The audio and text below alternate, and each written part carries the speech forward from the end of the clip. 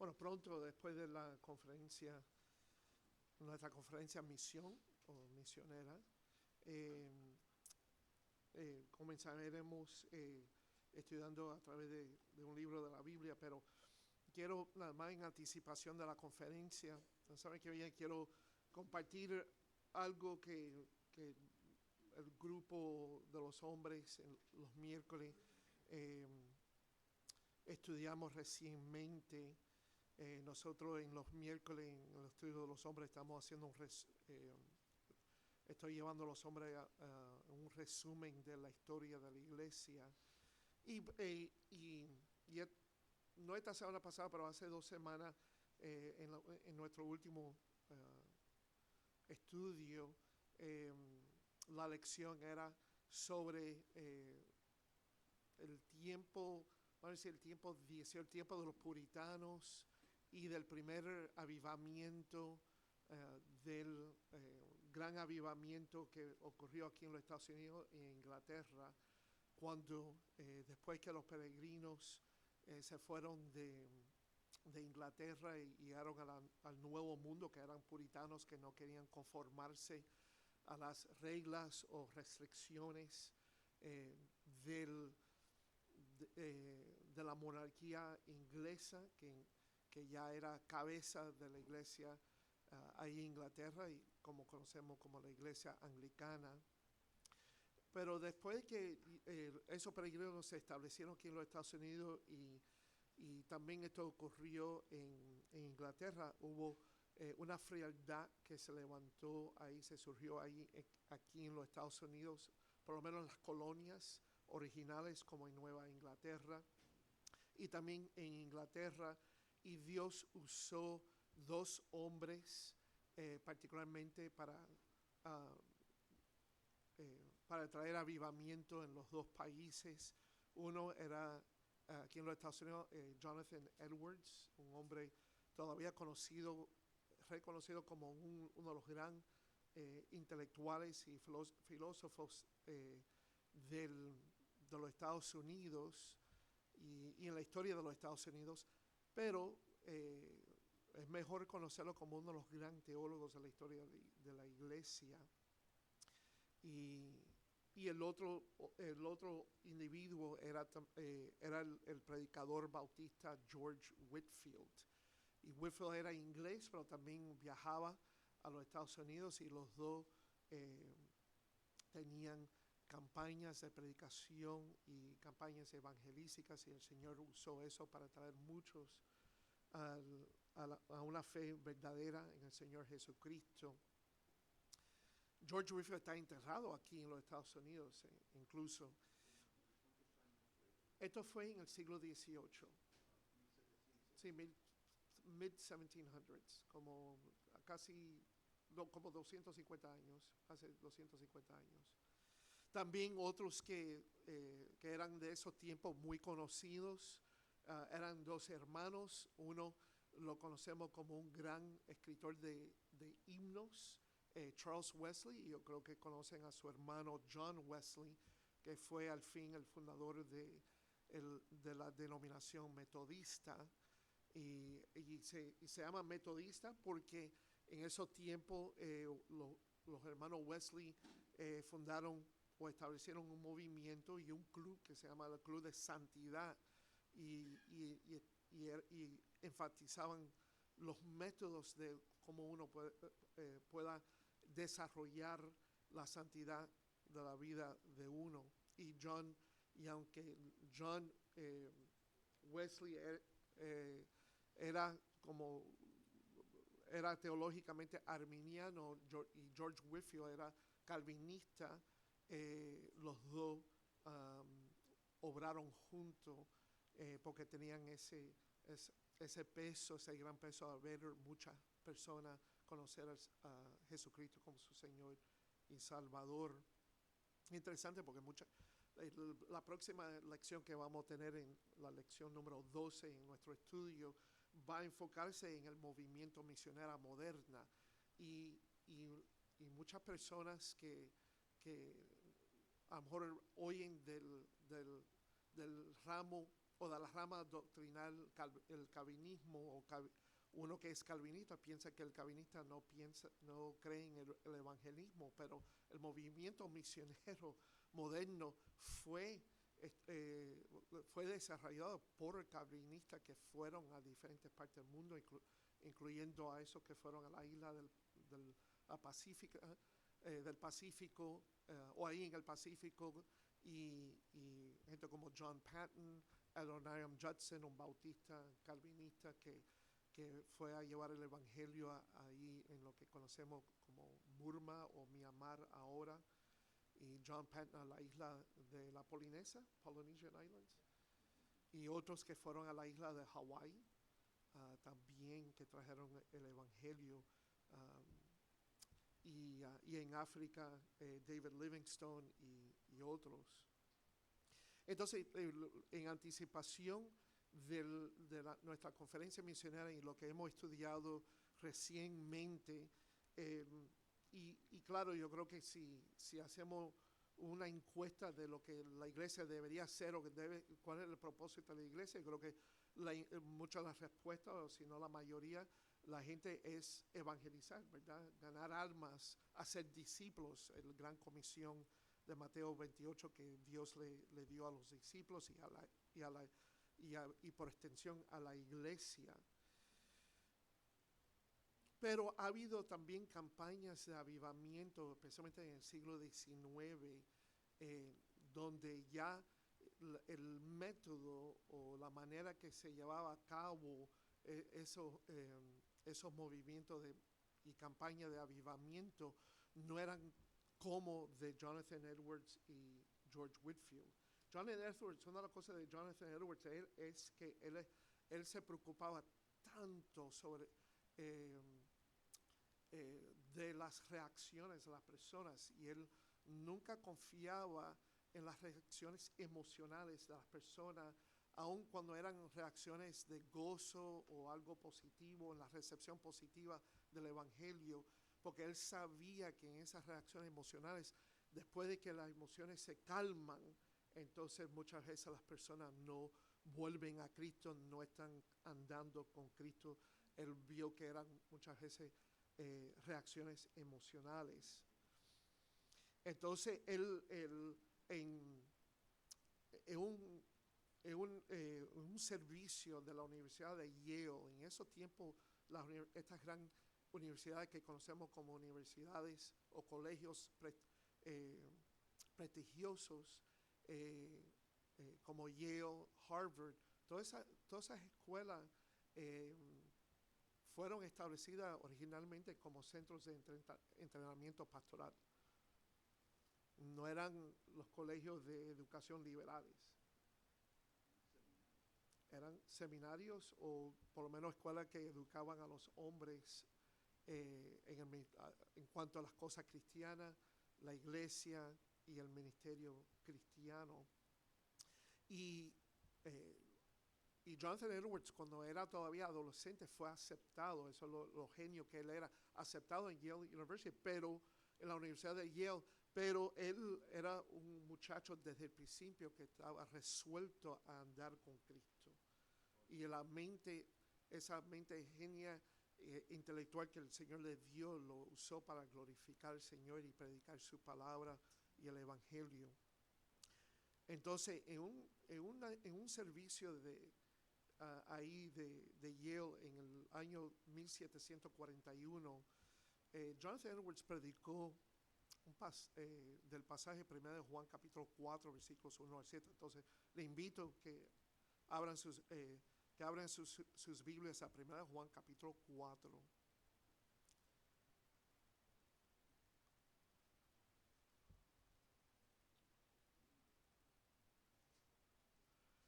Y él, como le dije, él estaba muy preocupado sobre las reacciones de las personas a través de estas campañas evangelísticas y campañas de avivamiento que se daban, y ver qué resulta o qué marcas distintivas se ve de un verdadero avivamiento. o una verdadera renovación del alma.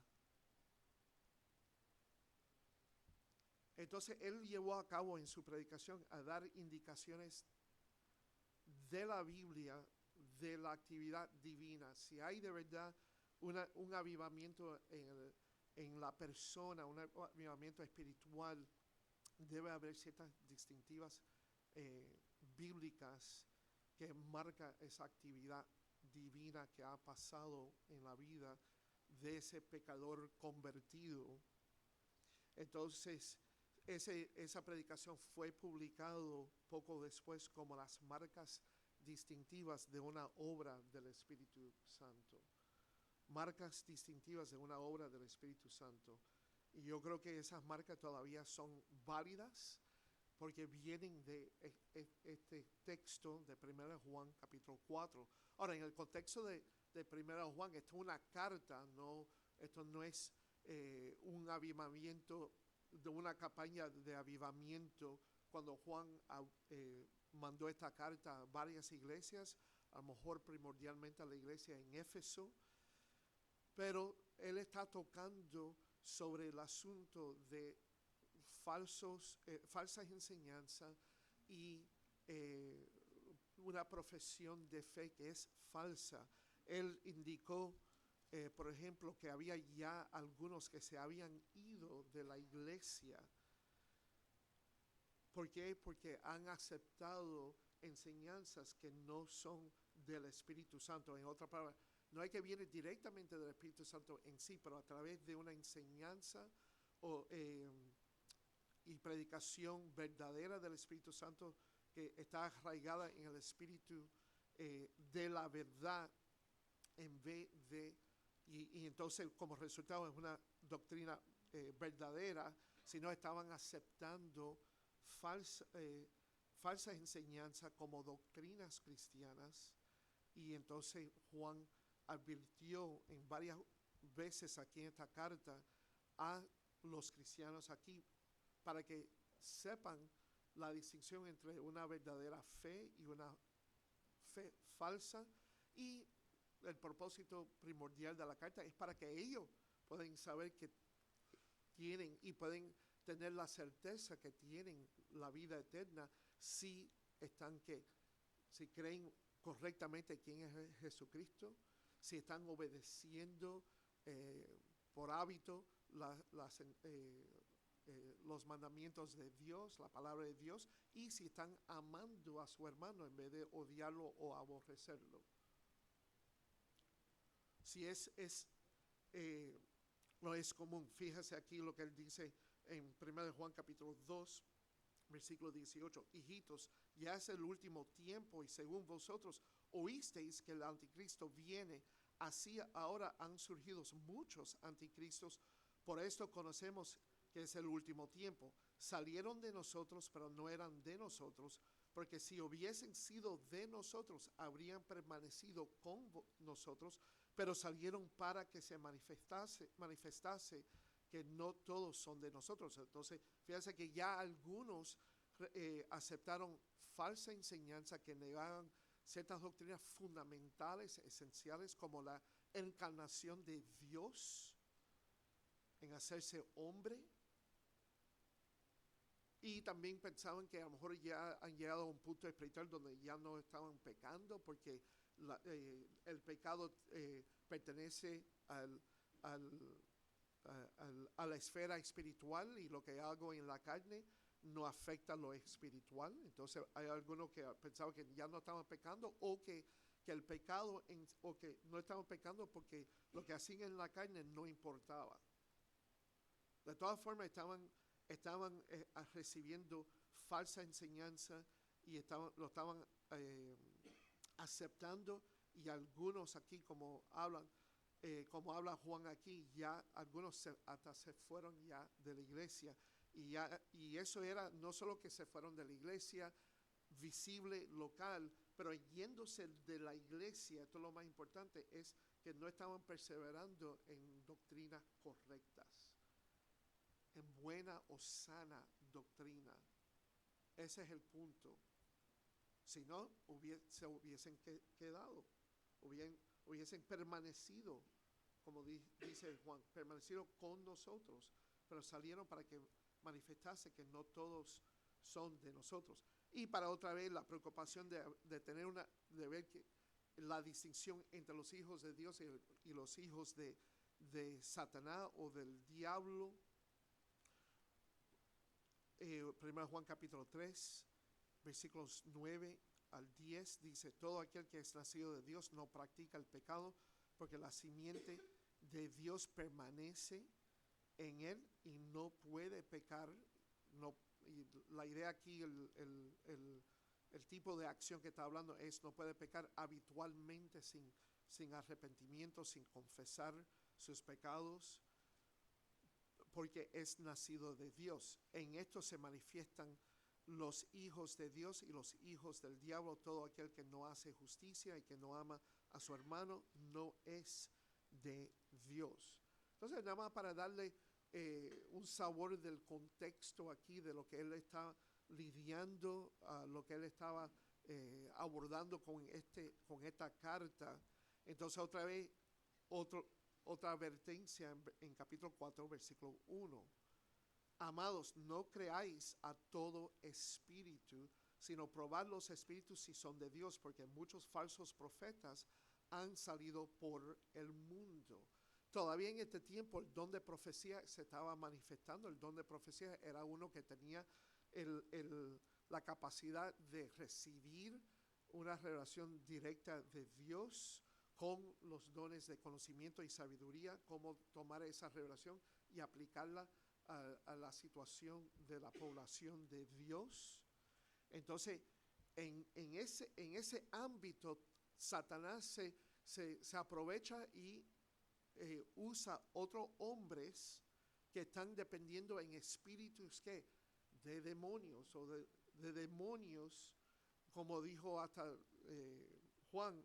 Es el espíritu de anticristo, y eso es un espíritu diabólico que ahora está empoderando o capacitando a estos hombres a hablar, o por lo menos presentarse como profetas, pero son falsos profetas. Entonces, no tienes que probar los espíritus si son de Dios. En ese tiempo, otro don que Dios le dio a la iglesia, hasta que ya la revelación de las escrituras estaba completa y no se necesitaba más el don de profecía, era esos que tenían el don de discernir las profecías. Entonces, todavía en este tiempo, aunque ya la mayoría de los apóstoles y profetas habían ya muerto, todavía queda Juan, a lo mejor algunos más, y todavía quedaba el libro de Apocalipsis y las otras epístolas de Juan. Había entonces profetas que clamaban tener una palabra directa de Dios. Entonces, aquí Jonathan Edwards usó este texto para instruir otra vez qué son las marcas distintivas de una verdadera doctrina, una verdadera renovación, una verdadera avivamiento que sucede en una campaña de avivamiento. Porque no todo en una campaña de avivamiento se salva una persona. No es la misma cosa esos que son realmente avivados o regenerados espiritualmente y tener una campaña de avivamiento. La campaña de avivamiento es una campaña evangelística, pero no todos son salvos. O algunas veces puede tener una campaña evangelística y no hay nadie que se salva, pero todavía se hizo la voluntad de Dios en esa campaña. Una verdadera avivamiento que sucede siempre es una obra de Dios. Siempre es una obra de Dios. Pero aquí queremos ver estas marcas que indican criterios válidos para reconocer un avivamiento enviado por Dios. Entonces, probar los espíritus, porque muchos falsos profetas han sido por el mundo. Entonces, ya en versículos 2 y 3 vemos la primera marca distintiva de un verdadero avivamiento. y es que produce una mayor estima para Cristo. En otras palabras, tiene una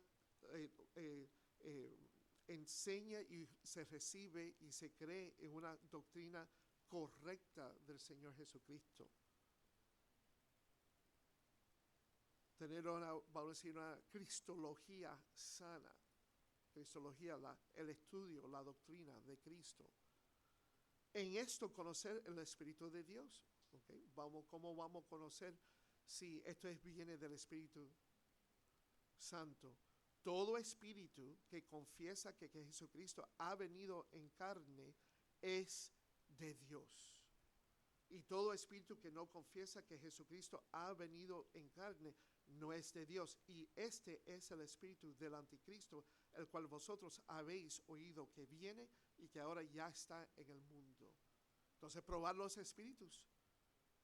Si hay alguien que dice, no, yo soy de Dios o yo soy cristiano, pero no cree que Jesucristo es Dios en la carne, entonces él no es del Espíritu Santo. Él no es un verdadero profeta, no es un verdadero maestro, no es alguien que tiene el Espíritu Santo, no está representando la obra del Espíritu Santo,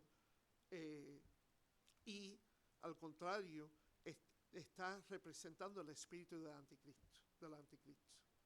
Si niega que Jesucristo es Dios en la carne. Nosotros tuvimos un muchacho por varios años, lo apoyamos en el seminario y después reveló que él no cree que Jesucristo es Dios en la carne, que es meramente un hombre. Bueno, ya tuvimos que, y él estaba convencido de esa idea falsa, de esa herejía. Entonces tenemos que concluir, tenemos que juzgar que ese muchacho no es cristiano. Nunca era cristiano, porque nunca se puede perder la salvación. Y si uno verdaderamente es salvo, vas a creer correctamente quién es Jesucristo. Entonces tiene una buena cristología, cree bien, correctamente, sanamente quién es Jesucristo, Dios en la carne. La segunda marca distintiva de un verdadero avivamiento lo vemos en versículos 4 y 5. Uno que opera contra los intereses del reino de Satanás. Hijitos, vosotros sois de Dios y los habéis vencido, porque mayor es el que está en vosotros que el que está en el mundo. Ellos son del mundo, por eso hablan del mundo y el mundo los oye. Entonces, el que de verdad ha recibido el Espíritu Santo, que su alma se ha despertado y ha sido resucitado espiritualmente de una muerte espiritual, no va a operar por los intereses del reino de Satanás, pero contra los intereses de Satanás. Esos que operan con los intereses de Satanás, fíjense lo que dice en versículo 5, ellos son del mundo, por eso hablan del mundo y el mundo los oye. Los verdaderos hijos de Dios han vencido, ¿quién?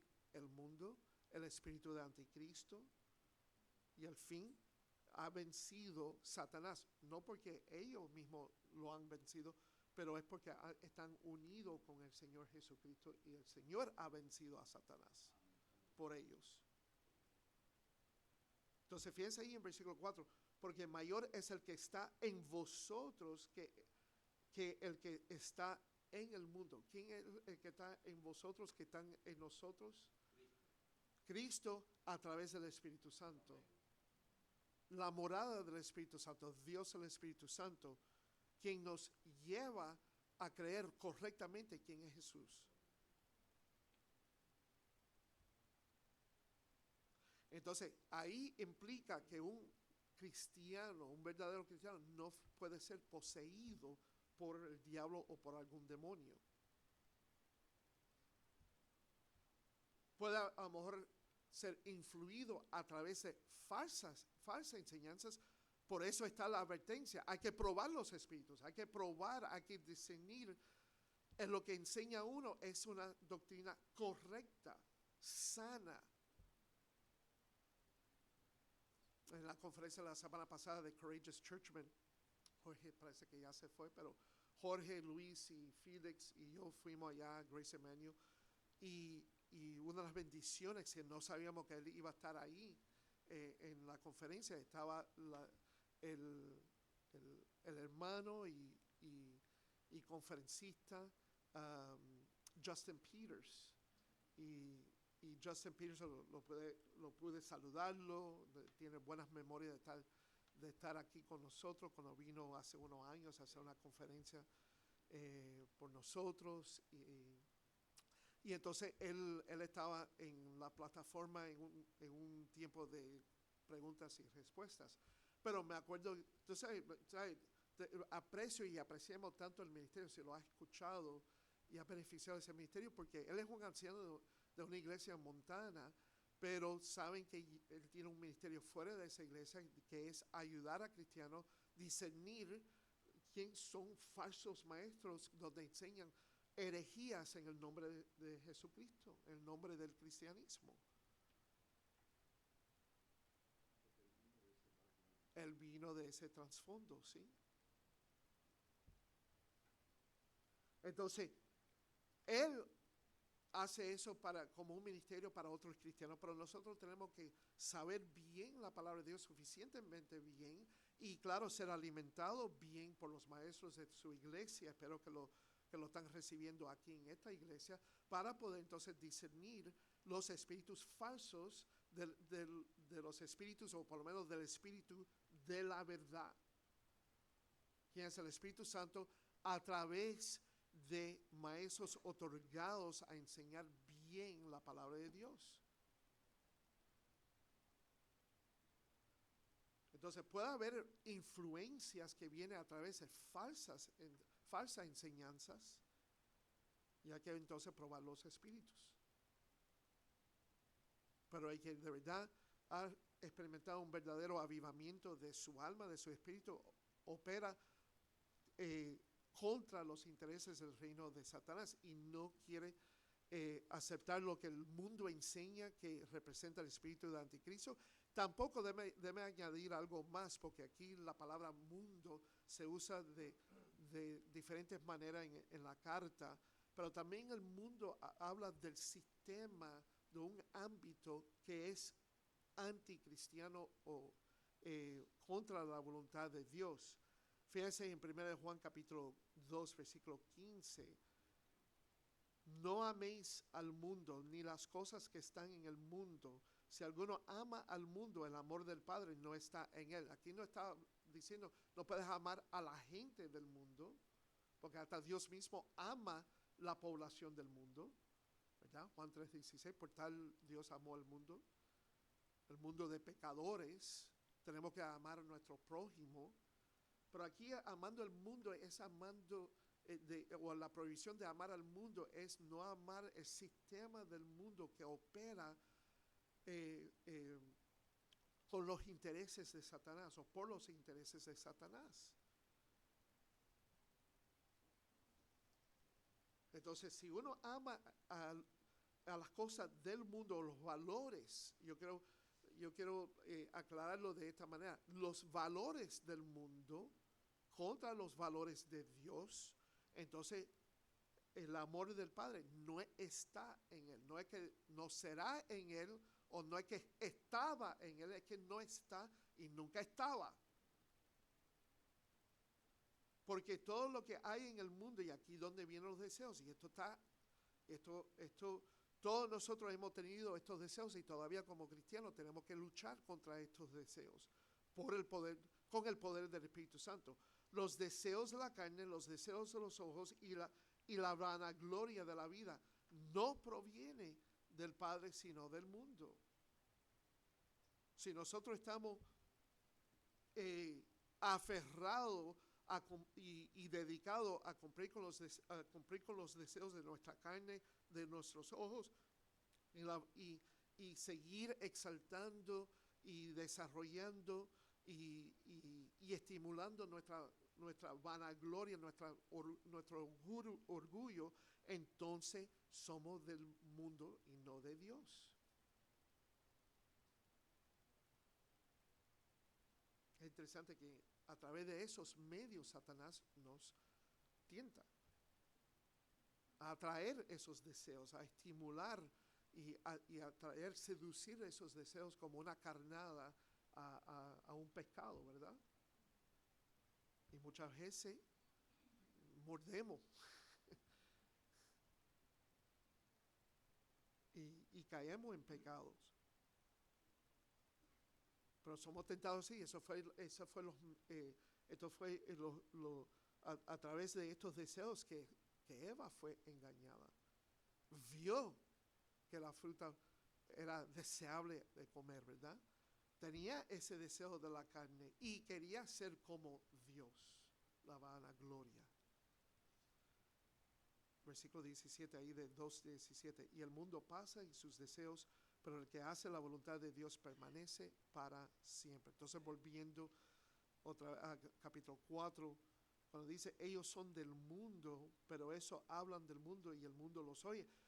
Están hablando que la gente vive en el mundo, es que pertenecen a un sistema de valores que es contra, o que están contra los valores de Dios, la voluntad de Dios, incluyendo enseñanzas que son antibíblicos, anticristianos, que vienen del espíritu de anticristo.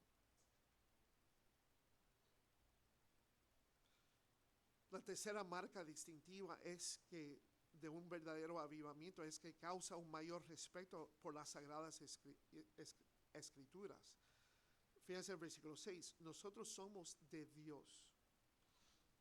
¿Okay? Entonces, esos que son falsos son del mundo, hablan del mundo y el mundo los oye porque son parte del mismo, de la misma esfera de la oscuridad y no de la luz. Pero fíjense lo que nosotros somos y lo que pertenecemos. Nosotros somos de Dios y el que conoce a Dios nos oye. El que no es de Dios no os oye. En eso conocemos el espíritu de verdad y el espíritu de error. Bueno, aquí donde habla de las escrituras sagradas. Bueno, ya a este punto tenemos todas las escrituras sagradas del Antiguo Testamento y la mayoría del Nuevo Testamento. Ya, por ejemplo, ya en 1 Timoteo capítulo 5, Pablo está citando a Jesús hablando de la recompensa de los ancianos ahí. Y él dice aquí, por ejemplo, nada más para indicar que ya el canon del Nuevo Testamento se estaba desarrollando y reconociendo. Pero en 1 Timoteo capítulo 5 dice aquí, pues la escritura dice, 5:18, no pondrás bozal al buey que trilla. Bueno, esa escritura viene de Deuteronomio, pero entonces él dice algo más. Digno es el obrero de su salario. Eso viene del Evangelio de Lucas, eso es una palabra de Jesús, de Lucas capítulo 10. Entonces ya Lucas se había escrito y el primer evangelio escrito fue Mateo. Entonces, si Lucas ya se puede citar, entonces Mateo ya estaba escrito, ya se estaba viendo el desarrollo del Nuevo Testamento. Las cartas de Pablo ya se estaban circulando y se estaban reconociendo y aceptando como las escrituras porque vienen de los apóstoles. Entonces, cuando ya Juan escribe aquí y él reconoce lo que él está escribiendo viene de Dios. Por ejemplo, él puede decir con toda autoridad, hijitos míos, estas cosas os escribo para que no pequéis. Oye, si esto no viene de Dios a lo último, no viene de Dios, esto es una arrogancia de Juan. Pensar que alguien que no está escribiendo escritura todavía puede escribir algo y decir, si tú sigas mi palabra o tú obedeces mi palabra, no vas a pecar más. o por lo menos vas a cumplir con ese objetivo. Eso, lo que entonces Juan dice ahí implica que él reconoce lo que él está escribiendo viene al fin de Dios. Y él fue un apóstol. En otras palabras, él fue dirigido por el Señor Jesucristo. Fue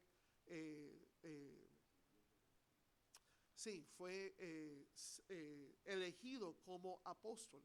Entonces, como apóstol, él va a tener una autoridad que viene de Dios. Pero él fue llevado por el Espíritu Santo para escribir escrituras. Y él lo está reconociendo aquí. Lo está reconociendo aquí. Entonces, cuando él está hablando, cuando él dice, yo escribo ahí, yo te estoy hablando con una autoridad. Y esta autoridad no viene de mí, al fin viene de Dios. ¿Por qué?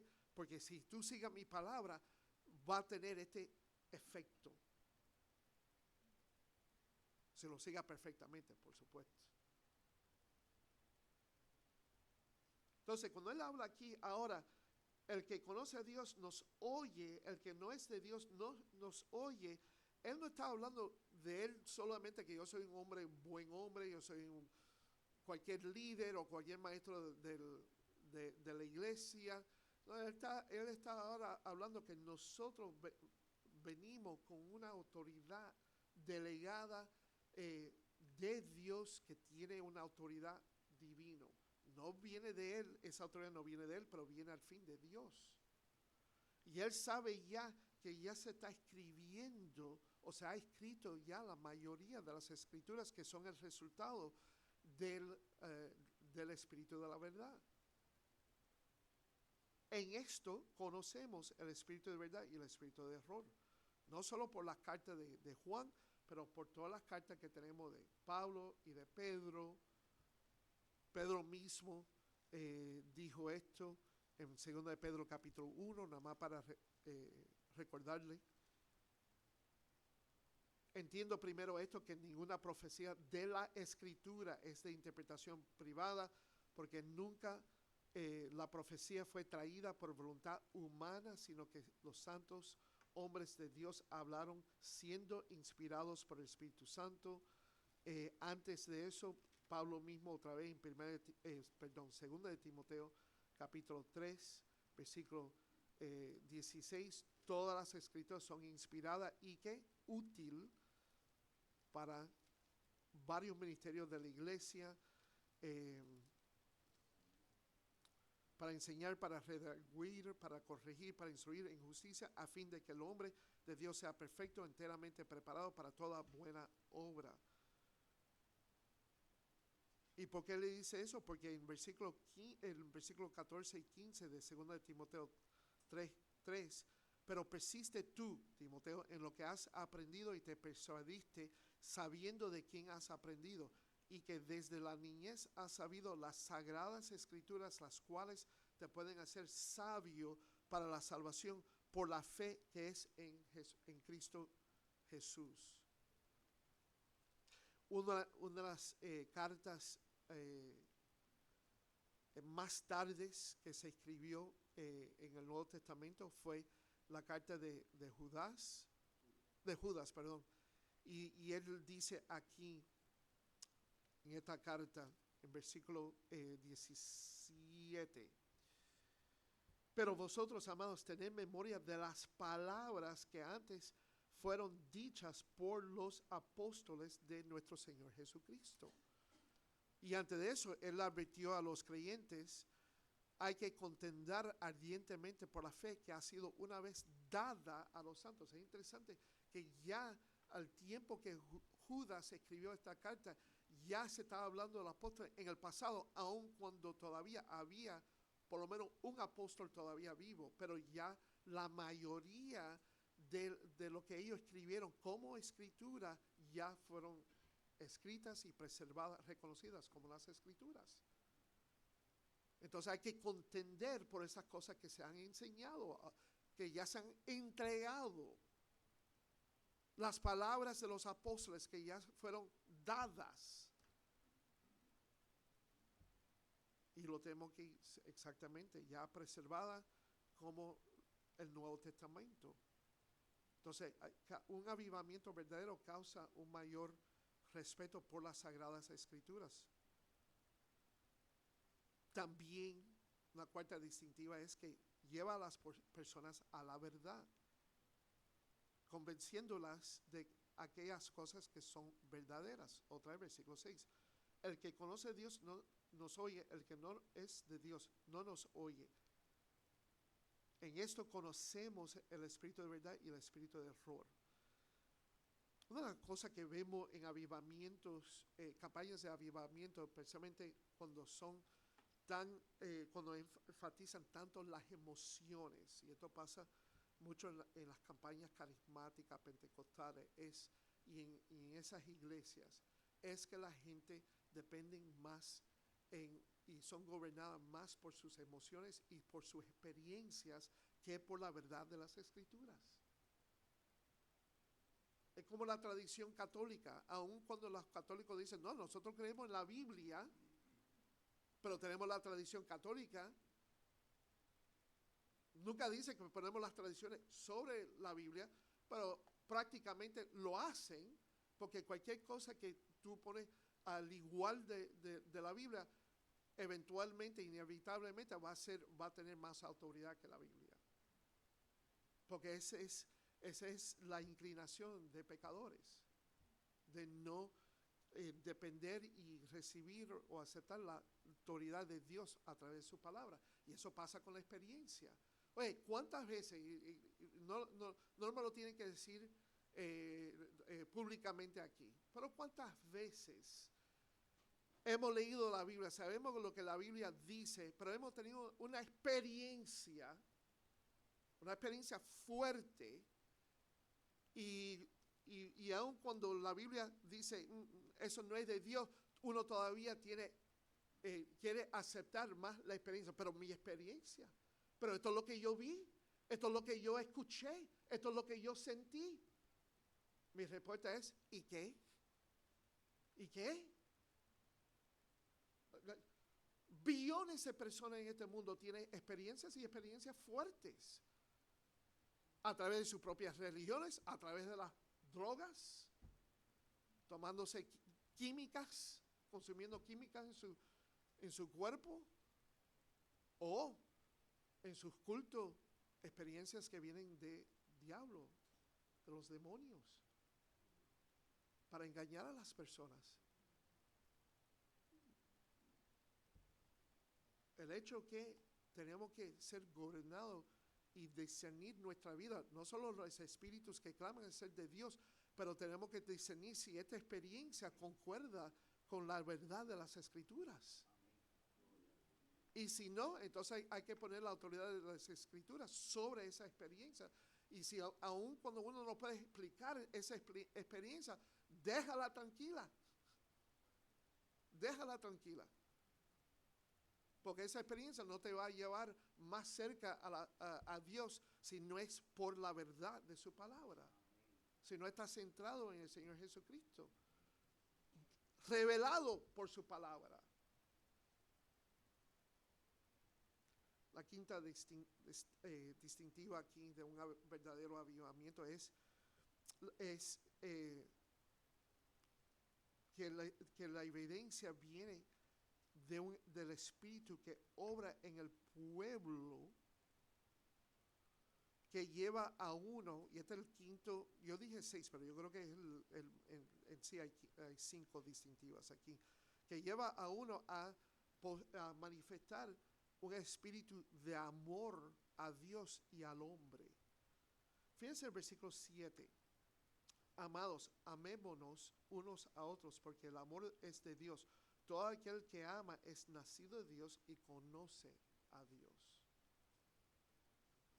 Qué sencillo está eso, ¿verdad? Qué marca más distintiva.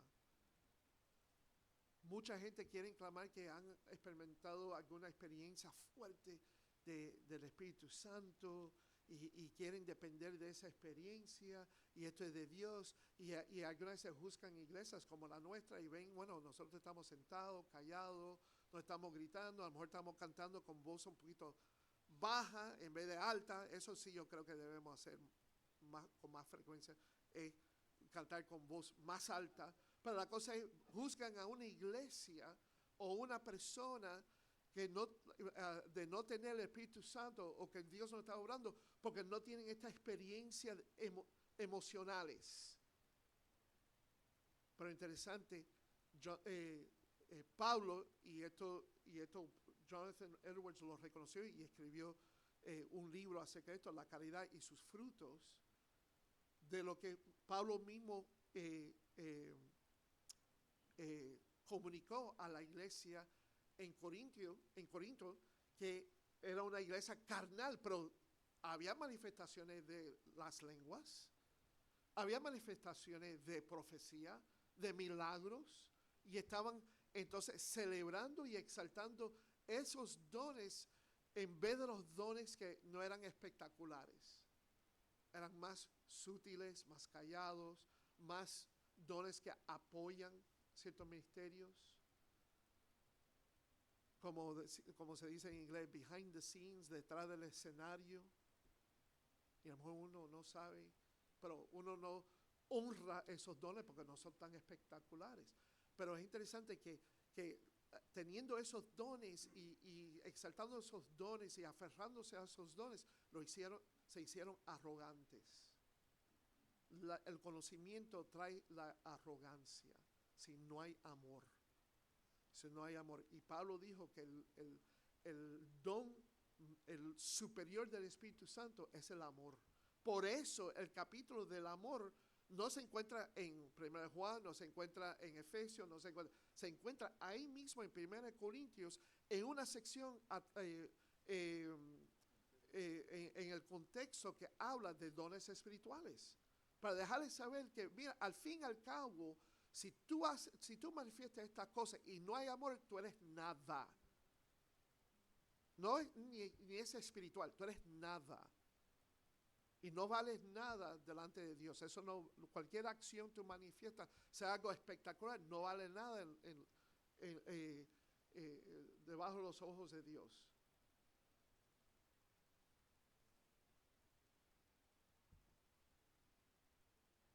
El amor es superior. Ser paciente, ser benigno, perdonar, perseverar, regocijarse en la verdad, no en la maldad. Interesante como muchas personas tienen tanta experiencia, pero entonces cuando tienen que servir o amar a alguien que a lo mejor le molesta o no quieren mostrar el amor. Entonces, estas son las 5 marcas distintivas del verdadero avivamiento.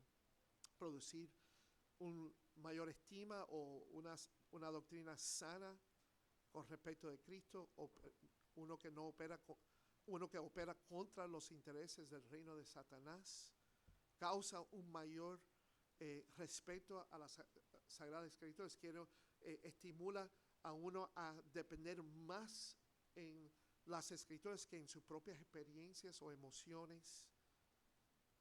Lleva a las personas a la verdad, a convencerla que hay que vivir según la verdad y manifestar la evidencia de amar a su hermano, a amarse unos a los otros. Amén. Vamos a ponernos de pie.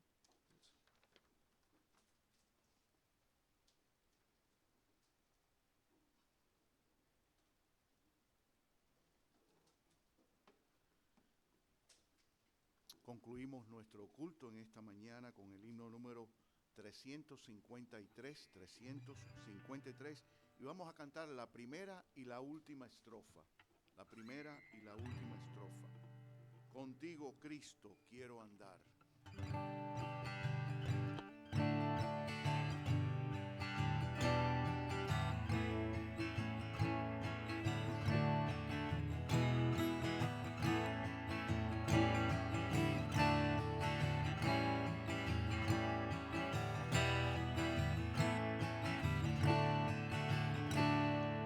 Contigo, Cristo, quiero andar, en tu servicio trabajar, y me secreto de saber llevar mi vida con poder.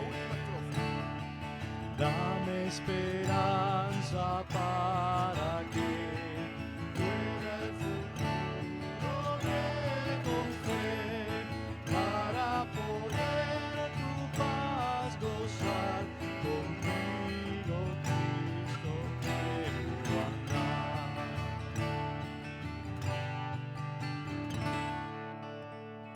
Amén.